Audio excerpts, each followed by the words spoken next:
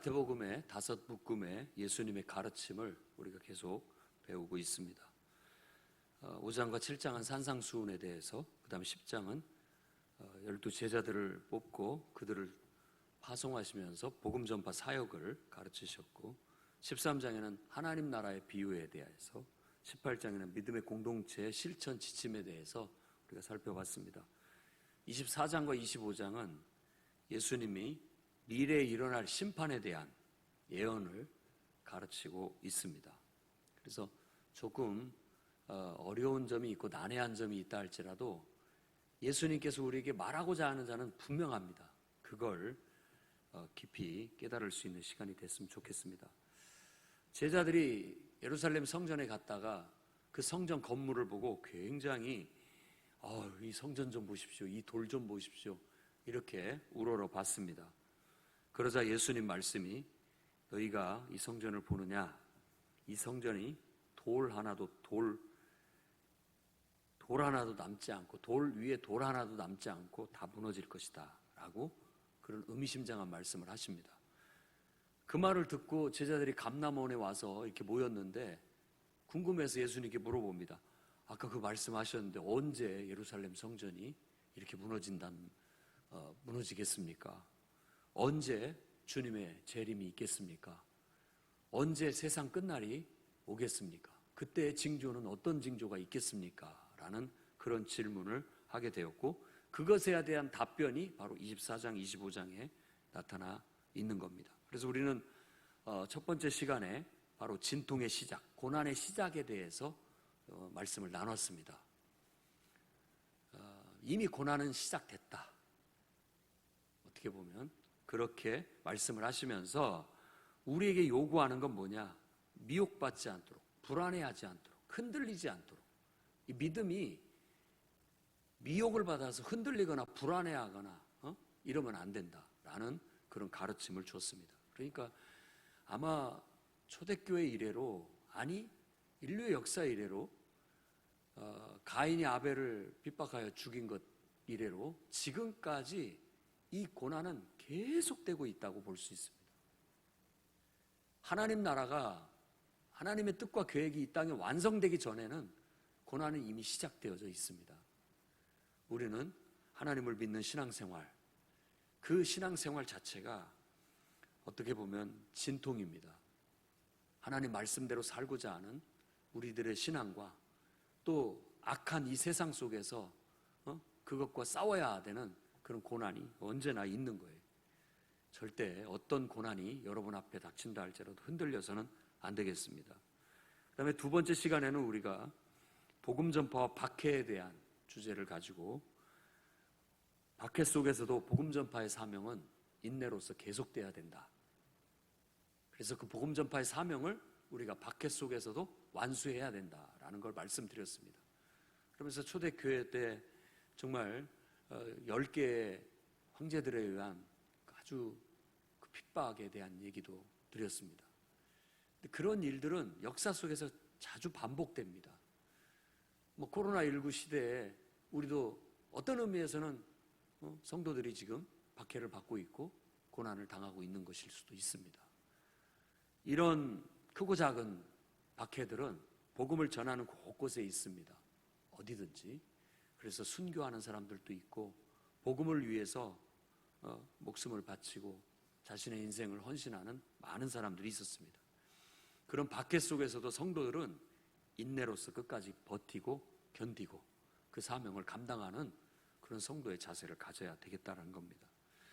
그 다음에 오늘은 이제 그 세 번째 시간으로서 이 15절에서 22절까지 다니엘서의 예언을 근거로 해서 큰 환난, 우리가 보통 대환란이라고 알고 있는 그 주제를 같이 나누면서 우리가 어떤 종말에 대한 예언과 앞으로 미래에 닥치게 될 정말 끔찍한 큰 환난, 곧 하나님의 진노요 심판이라고 하는 것에 대한 말씀을 나누면서 저는 다음과 같이 우리가 실천할 점을 여러분에게 말씀드리고자 합니다. 첫째는 다니엘서를 보고 종말신앙을 가지시기 바랍니다. 예수님께서 선지자 다니엘이 말한 바 멸망에 가증한 것이 거룩한 것을 선 것을 보거든 정확히 다니엘서 9장 27절을 그대로 인용한 것은 아니지만 이 가증한 것이 날개 아래 서는 것을 본다라는 다니엘서 9장 27절의 내용을 언급을 하고 있는 겁니다. 그래서 일단 우리들이 이 세상의 종말, 어떤 대환란 이런 것들을 이해하려면 다니엘서를 봐야 됩니다. 다니엘서 1장에서 6장까지는 꿈을 해석하는 다니엘을 통해서 인류 역사의 종말을 보여줍니다. 큰 금신상을 통해서 인류 역사의 종말을 보여주시고 또 그 속에서 핍박받는 3장과 6장에서 다니엘의 세 친구와 다니엘 이 신실한 성도들이 어떻게 신앙을 지키고 순교자적인 태도로 나아가는지를 보여줍니다. 이것은 그냥 한 말이 아니에요. 우리가 배워야 할 신앙의 자세고 정신이라는 겁니다. 종말을 맞은 신앙인들은 바로 다니엘과 세 친구가 보여준 그 신앙 자세를 가져야 됩니다. 그게 바로 종말 신앙입니다. 그때는 내가 순교하겠다라는 각오로 신앙생활을 해야 그 신실한 자들을 하나님께서 그 죽음의 위험 속에서 건져내 주신 것처럼 우리가 구원을 받게 된다는 걸 기억해야 되겠습니다. 그 다음에 7장부터 12장까지는 미래에 일어날 하나님의 구원의 역사를 환상과 꿈과 기도 응답과 여러 가지 그런 그림을 통해서 우리에게 보여주고 있는 내용이 나타납니다. 그래서 12장 마지막 장에 가면 결국은 모든 신실한 하나님의 백성들이 결국에는 부활에 이르게 될 것이다 라는 마지막 비전을 보여주고 있는 거예요. 근데 오늘 예수님이 다니엘서를 인용한 그 말씀은 다니엘서 9장 보통 한 9장 24절에서 27절까지의 내용을 담고 있습니다. 그러니까 이걸 이해를 하려면은 이게 복잡하고 어려운 것 같지만 잘 풀어보면 에레미야가 70년이라는 회복의 연도를 예언했어요. 그 말을 가지고서 70일에라는 의미심장한 어떤 하나님의 구원 계획의 시간표를 말해주고 있는 겁니다. 그래서 먼저 7일에 그리고 62일에 그리고 마지막 한 일에 이런 식으로 구분을 하고 있는 겁니다. 크게는 3개로 구분을 하고 있고 또 어떤 학자는 그 중간에 이게 잠복기 그런 것이 공백기가 있어서 그것까지 합치면 4단계로 구분이 된다라고도 얘기하는데 학자들마다 학설이 분분해요. 근데 이런 걸 학자들의 학설에 분분하게 생각할 필요가 없습니다.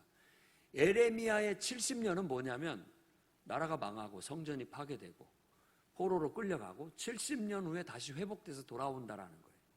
근데 그 70년의 단위를 가지고 다니엘이 기도하면서 영감을 팍 받아가지고 71회에 대한 환상과 비전을 보게 되는 겁니다. 그러면서 결국은 첫 번째 7일에 대해서 얘기할 때는 이 다니엘서 9장 24절에 내 백성과 내 거룩한 성을 위하여 70일을 기한으로 정하였나니 허물이 그치며 죄가 끝나며 죄악이 용서되며 영원한 의가 드러나며 환상과 예언이 응하며 또 지극히 거룩한 이가 기름 부음을 받으리라 라고 했는데 71회가 결국은 뭐냐? 하나님의 구원 역사가 완성이 된 그런 것을 71회라는 70년이라는 시간표로 딱 보고 있다라는 겁니다. 그러니까 그것이 다 끝나게 되면 궁극적인 하나님의 구원의 계획이 완성되고 하나님이 기름 부어 세우신 다윗 언약에서 약속하신 그 왕이 서게 될 것이고 영원한 하나님의 나라가 그 예언의 말씀처럼 성취될 것이라는 걸 말하고 있는 거예요. 그런데 7일에와 62일에 62일에가 지나갈 것이라고 얘기하는데 예루살렘을 중건하는 명령이 떨어질 때부터 기름 부음을 받은 자 왕이 일어나기까지 7일에를 얘기합니다. 그러니까 이런 것들을 7일에라고 하니까 일해라는 건 한 주를 말하는 거예요. 7일. 그러면 70주라는 말은 77에 49, 490일을 말하는 겁니다. 490일. 그래서 이것을 뭐 하루를 1년으로 쳐서 490년이라고 막 해석을 해서 역사적인 어떤 분기점으로 짜맞춰 보려고 해도 잘 안 맞습니다. 그게 정확히 뚝뚝 떨어지는 게 아니에요. 그러다 보니까 이것이 어떤 다니엘이 70년이라는 그 말을 듣고 그것의 어떤 환상 속에 상징적인 의미로 푸는 것이 더 여러 가지 해석하는 데 적합한 그런 형태가 되게 되는 거예요. 근데 이 이야기 속에는 결국은 7일회라고 하는 7일회라고 하는 이 일회 안에 성전이 재건되고 그리고 기름 부음 받은 왕이 서게 될 것이라는 거. 우리는 이미 이와 같은 예언이 예수 그리스도를 통해서 성취됐다라는 걸 알 수 있습니다. 예수 그리스도. 그러니까 역사적으로 보면 결국은 에스라가 이끌고 왔던 그 수룹바벨과 그들이 이끌고 왔던 첫 번째 성전을 다시 재건하는 그런 어떤 역사적인 그림을 갖고는 있지만 사실은 그 이상의 의미를 갖고 있는 거예요. 예수 그리스도는 육신으로 이 땅에 오신 진정한 하나님의 성전입니다. 믿으십니까? 그러니까 선지자들이 말하는 예루살렘의 새 예루살렘은 그야말로 성육신하신 예수 그리스도, 그분의 죽음과 부활을 통해서 새롭게 하나님을 예배하는 성전이 다시 이렇게 세워진 것으로 보여지게 되는 겁니다. 그리고 그분이야말로 정말로 기름 부음을 받은 만왕의 왕, 우리가 예수를 그리스도라고 고백하는 것은 그분을 바로 그 기름 부음 받은 왕, 선지자들이 예언한 메시아라고 고백하는 겁니다. 메시아는 그리스도예요. 똑같은 단어입니다. 하나는 메시아는 히브리어고 그리스도는 헬라어니까요. 바로 기름 부음 받은 왕을 말하는 겁니다. 그러니까 구원자가 딱 선다라는 거예요. 그리고 62일회가 지나갈 것이라고 하는데 그런 것은 이 62일회가 어떤 것인지 자세히 알 수가 없습니다. 그러나 어떤 텀을 이룬다는 거예요. 분기를. 62일회가 지나가고 마지막 한 일회에 초점을 맞추는 거예요.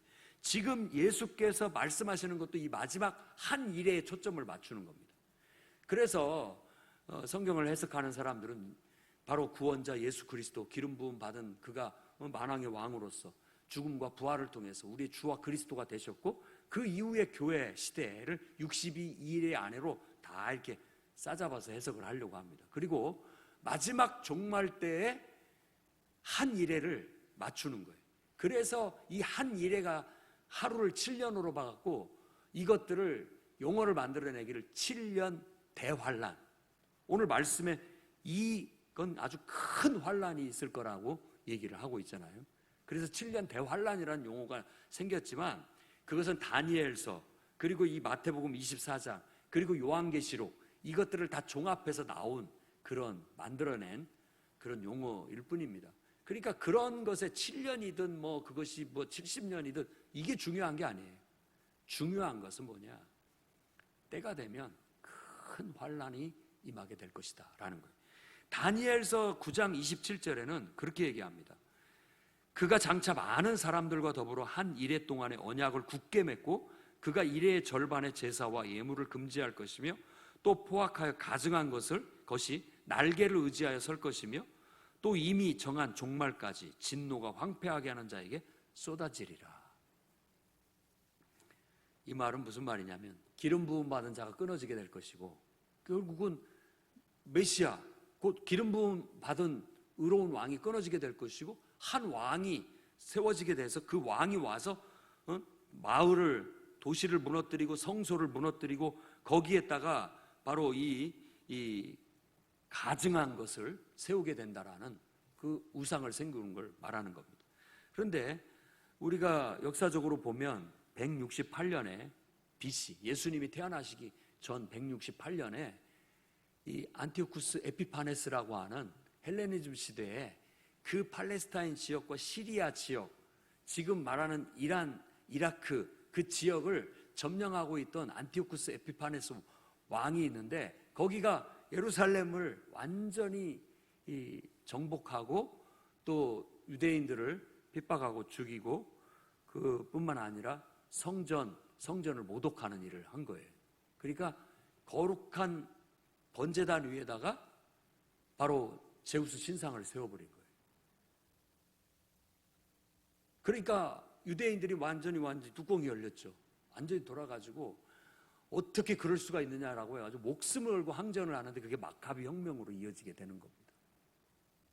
근데 그런 이미지가 이 말씀 속에서 번뜩 떠오르고, 그리고 지금 예수님께서 말씀하시는 이 말씀은 또 로마 디토 이제 장군이었죠. 그때는 나중에 황제가 됩니다마는 디투스라고 하는 그 황제에 의해서 또다시 똑같이 예루살렘이 포위되고 함락되고 거기다가 또 그 신상을 세우는 그런 일을 벌이게 되는 거예요. AD 70년에 똑같은 일이 반복되었던 겁니다.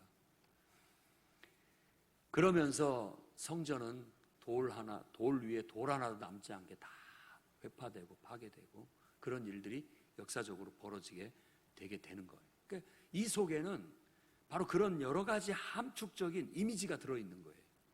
그 이미지는 예루살렘의 멸망, 그리고 주의 재림, 기름 부음 받은 왕의 재림, 그리고 세상의 종말이라는 그런 의미를 갖고 있는 겁니다.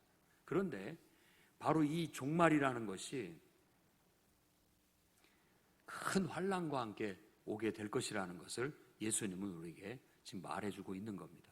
그래서 우리가 이런 일을 볼 때 성도들은 정말 이런 하나님께서 시간 계획표를 짜시고 결국은 하나님 나라를 선포하시고 그 나라가 전파되게 하시고 때가 되면 핍박 속에서 또 박해 속에서 많은 어려움 속에서 그 하나님의 계획은 궁극적으로 이루어지게 될 것이고, 그것이 이루어지는 끝 무렵에는 사탄이 말하자면 그것이 이루어지지 못하도록 마지막 발악을 할 때 그걸 한 이래로 볼 수가 있는 거예요. 마지막 발악을 하는 거예요. 그러나 결국은 하나님께서 오셔서 그 모든 것들을 다 심판하고 결국 하나님 나라를 완성하시게 될 거라는 것이 다니엘서의 예언이에요. 예수님께서는 지금 제자들에게 똑같은 얘기를 하면서 바로 종말신앙을 가지라고 우리에게, 제자들에게도 요구한다고 저는 보여집니다. 여러분들도 인생살이가 그래요. 행복할 수도 있고 좋을 수도 있습니다.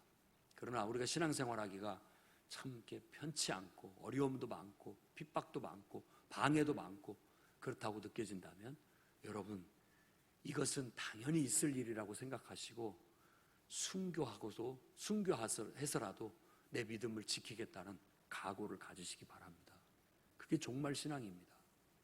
이런 일이 있어야 될 것이라고 이미 내다보고 있고 예언하고 있는 거예요.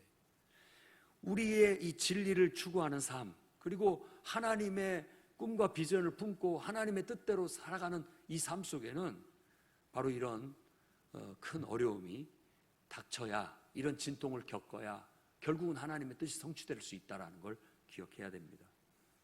그래서 오늘 이 말씀을 듣는 여러분들은 다니엘과 세 친구가 박해 가운데서도 신앙을 지키기 위해 순교를 각오하고 나갔던 것 같은 그런 정말 신앙을 배우고 믿음을 지켜 나갈 수 있기를 바랍니다. 우리는 죽고자 하지만 하나님께서 그들을 구원하신 것처럼 오늘날도 똑같습니다. 바로 그 순교자의 신앙으로 나아갈 때 하나님께서는 우리를 살려주시고 구원해 주시고 오히려 하나님의 뜻과 계획이 성취되게 하실 거라는 겁니다. 그 다음에 두 번째로는 앞으로 임할 끔찍한 심판에 대해서 구원받으라는 겁니다. 오늘 이 예루살렘의 멸망에 대한 이미지를 보여주는데, 멸망에 가증한 것이 거룩한 곳에 선 것을 보거든 다니엘의 예언대로 지금 성취되고 있다는 거예요. 그러면 예루살렘에 큰 핍박이 오고 다시 그곳에 우상이 세워지게 되고 예루살렘이 망하게 될 거라는 거예요. 멸망하게 될 거라. 그런데 그 얘기를 하시면서 주님이 말하고 있는 건 뭐냐? 도망치라는 거예요. 늦기 전에 도망가라는 거예요. 오늘 말씀을 잘 묵상해 보십시오. 이 이야기는 늦기 전에 도망쳐라. 지체하지 말고 도망쳐라. 뭘 가지러 가지도 마라. 지체하면 죽는다. 살기 위해서는 도망쳐라는 걸 강조하고 있다라는 거예요. 그뿐만 아니라 도망치는데 방해가 되는 임신한 인부라든지 또 어린 아이를 돌보고 있는 그런 여인이라든지, 그것이 또 겨울에 임한다든지 안식일에 임한다든지 이랬을 때는 도망하기가, 피하기가 어려운 방해 요소가 될 수 있다는 것을 언급하고, 그런 날이 되지 않도록 기도하라고 요구하고 있는 거예요. 그래서 이걸 곰곰이 묵상해 보면은 어떤 환난과 핍박이 막 임하는데 그걸 미리 알고 피하라는 의미가 강합니다. 핵심 가르침인 거예요. 이 말씀 속에서 하나님의 구원 계획 속에서 나중에 종말에 발악하는 사탄에게 내리는 하나님의 진노를 우린 심판이라고 얘기하는 겁니다. 그 심판이 요한계시록에 묘사가 되어져 있는데 그야말로 무시무시합니다. 무시무시한 심판인 거예요. 그 얘기를 똑같이 하면서 그것은 역사 이래로 전무후무한 큰 환난이다라고 얘기를 하고 있는 거예요. 그러면서 바로 하나님의 자녀들에게는 피할 길을 주신다. 만일 이것은 누구도 이 환난은, 너무나 전무후무한 이 큰 환난은 피할 육체가 없다. 그런데 하나님께서 바로 이 신실한 자들에게 피할 길을 주신다라는 그런 의미심장한 얘기를 하는 겁니다. 택하신 자들을 위하여 그 날을 감하시리라 라는 얘기를 하는 거예요. 그럼 이 말씀의 전체적인 주님이 우리에게 주시는 말씀은 뭐냐? 하나님의 전무후무한 무시무시한 마지막 심판이 이르기 전에 빨리 그 심판에서 벗어나라는 메시지를 담고 있는 겁니다. 구원받으라는 거예요. 다니엘의 예언을 통해서 우리는 앞으로 이 하나님의 구원 계획 속에서 이루어지게 될 하나님의 시간표를 봤습니다. 그런데 마지막 때 사탄의 발악과 함께 하나님의 진노가 이 세상의 악과 정말 이 세상의 원수 마귀 사탄을 향하여 쏟아 부어지게 될 거예요. 그때 요한계시록은 그에게 속한 거짓 선지자들, 그에게 속한 모든 자들이 함께 멸망을 받을 거라고 얘기하고 있는 거예요. 그럼 예수님의 말씀은 도망쳐라는 겁니다. 그런 줄 안다면 피하라. 피하라는 겁니다. 이게 바로 복음이에요. 복음이에요. 오늘날 예수를 믿으라 라는 말은 이러한 심판이 있고 이미 하나님께서 이 시간 계획표를 짜놓으셨고 그것을 향해서 세상은 나아가고 있다. 벌써 그 징조들이 나타나고 있다. 여러 가지 고난의 일들이 시작되고 있다. 벌써 여러 곳에서 벌어지고 있다. 그렇지만 불안해하지 마라. 아직은 시작에 불과하다. 끝은 아니다. 라고 얘기하면서 지금이야말로 바울이 고린도 교인들한테 얘기한 것처럼 구원의 때요, 은혜 받을 만한 때라고 얘기를 하고 있는 거예요. 지금 피하지 않으면 지체하다가 늦는다라는 거예요. 우리가 복음을 전할 때 생각해보고 내일이나 한번 믿어보겠습니다 라고 하는데 그 영혼이 오늘 밤에 어떻게 될지 어떻게 압니까? 집에를 가다가 교통사고를 당할지 아니면 뭔 일이 있어서 그날 저녁에 요절을 해서 죽을지. 지체하지 말라는 게 예수님의 가르침의 핵심입니다. 그런 일이 있다라는 걸 안다면 빨리 피하는데 어떻게 피하느냐? 바로 하나님께서 이 예루살렘에 피할 길을 주셨습니다. 이사야 선지자나 또 미가의 선지자의 말처럼 바로 구원의 길을 주셨습니다. 구원의 길을 주었어요. 피할 길을 주었어요. 그걸 바로 우리는 하나님의 구원 계획이라고 해서 그걸 이렇게 좀 각색해서 복음이라고 얘기하는 거예요. 누구든지 주 예수 그리스도를 믿으라. 그리하면 너와 네 집이 구원을 받는다. 이 무시무시한 최후의 심판에서부터 빨리 피하라. 늦으면 벗어날 수 없다. 누구도 그 심판은 피할 수가 없다. 라고 말하고 있는 겁니다. 그래서 우리는 오늘 우리 가슴을 쓸어내리면서 정말 나는 감사하다, 다행이다. 이런 심판을 피할 수 있는 내가 은혜를 얻었기 때문에, 구원을 얻었기 때문에 얼마나 감사하냐라고 여러분 하나님께 감사하는 시간이 되시기를 바랍니다. 더 나아가서는 경각심을 가지십시오. 아직도 하나님을 모르는 자들과 예수 그리스도의 복음에 복종하지 않은 자들은 하늘로부터 하나님의 진노가 임할 것이라고 데살로니가 후서 1장 8절에 얘기합니다. 그 사람들은 어떻게 합니까? 기회가 있을 때 피하라고 알려줘야 된다는 겁니다. 우리가, 저와 여러분들이 기회가 있을 때 피하라고 얘기하는 거예요. 야, 말 같지 않은 동화 같은 얘기, 소설 같은 얘기, 영화 같은 얘기 하지 마라 라고 말하고 한다 할지라도 나는 너에게 할 말을 했다.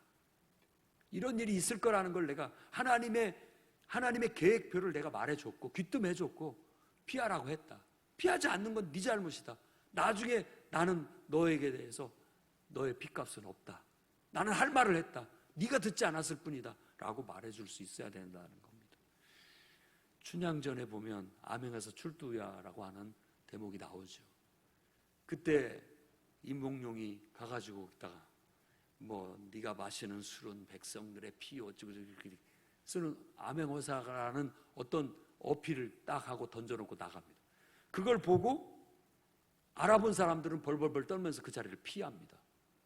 그런데 못 모르고 그냥 흥청망청 놀고 있는 사람들은 암행어사야 출두야 하니까 다 그 몽둥이로 그 탐관 오리와 함께 타락한 부패한 관리들을 다 때려잡게 되는 일이 벌어지는 겁니다. 그게 바로 하나님의 구원의 계획표 속에 마지막 때 일어날 일이라는 거예요. 여러분들이 조금이라도 눈이 뜨여져 있고 귀가 열려 있고 마음이 열려 있어 하나님의 말씀이 보이게 되고 하나님의 말씀이 들린다면 정말로 전무후무한 다니엘이 예언한 요한계시록에 예언된 또 예수께서 이렇게 말씀해 주신 정말 대환란이, 큰 환란이, 하나님의 큰 진노와 심판이 임한 날이 온다라는 거예요. 그 날이 이미 이르면 누구도 피할 수 없다라는 겁니다.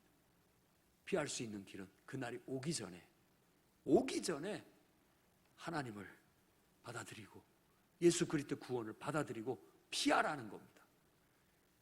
뭐 때문에 못 믿겠다, 뭐 때문에 안 되겠다 미련 갖지 말고 과감히 버릴 것 버리고 떨쳐버리고 빨리 예수 믿고 피해야 된다라는 걸 오늘 말씀에서 우리는 교훈으로 삼아야 되겠습니다. 뒤돌아보지도 말고 뭘 가지러 가지도 말고 지금 긴박해요. 지금 바로 결단을 내려야 되는 겁니다. 믿을지 말지, 믿음을 고백할지 말지 지금 결단을 해야 되는 거예요. 그래야 구원 안에 들어갈 수 있는 거죠. 그렇게 구원받고 편안하게 주님 품에 안길 수 있다면 얼마나 좋겠습니까?